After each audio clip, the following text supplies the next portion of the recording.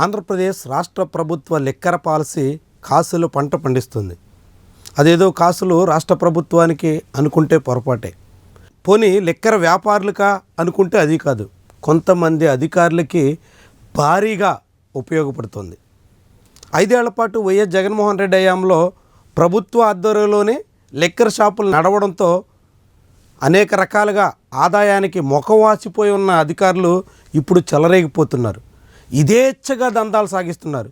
మద్యం వ్యాపారుల్ని పీడించడమే పనిగా పెట్టుకున్నారు.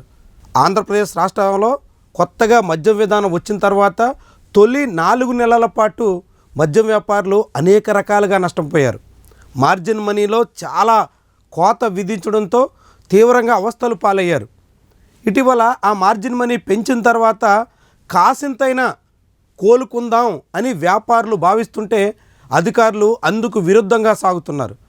మొత్తం భారీగా గుంజుకోవడమే పనిగా పెట్టుకున్నారు.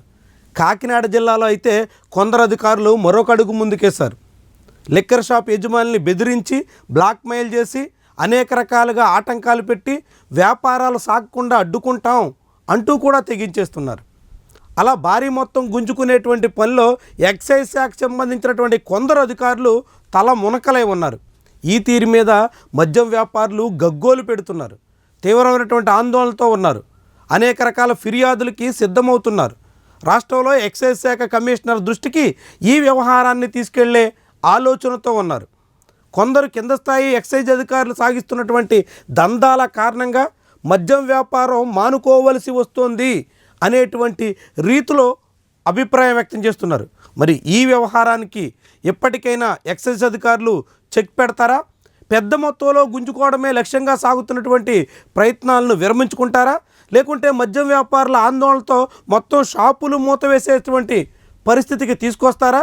ఇది ఒకవైపు ప్రభుత్వానికి తీరనటువంటి నష్టం తీసుకొస్తూ, రెండో వైపు లిక్కర్ వ్యాపారుల్ని అనేక రకాలుగా అవస్థలు పాలు చేస్తూ కొందరు అధికారులు జేబులు నింపుకునేటువంటి ప్రయత్నంగా కనిపిస్తుంది. మరి ఇలాంటి వాటికి చెక్ పెట్టాల్సినటువంటి రాష్ట్ర స్థాయి అధికారులు కూడా చొరవ చూపాలని మద్యం వ్యాపారులు కోరుతున్నారు. కాకినాడ సహా అనేక జిల్లాల్లో సాగుతున్నటువంటి ఈ దందాకి అడ్డుకట్ట వేయాలని కోరుతున్నారు. లేదంటే మాత్రం మద్యం వ్యాపారులు కూడా ఆందోళనకు పూనుకుని ఇలాంటి అధికారుల తీరు మీద తీవ్ర స్థాయిలో నిరసనలు కూడా వ్యక్తం చేయాల్సినటువంటి పరిస్థితి దాపురించేలా కనిపిస్తుంది. మరి ఇప్పటికైనా దాన్ని అదుపు చేస్తారా, నిలుపుదల చేస్తారా? మద్యం వ్యాపారుల నుంచి గుంజుకోవడమే పనిగా పెట్టుకున్నటువంటి వాళ్ళు ఎప్పటికైనా ఆగుతారా అన్నది చూడాల్సినటువంటి అంశం.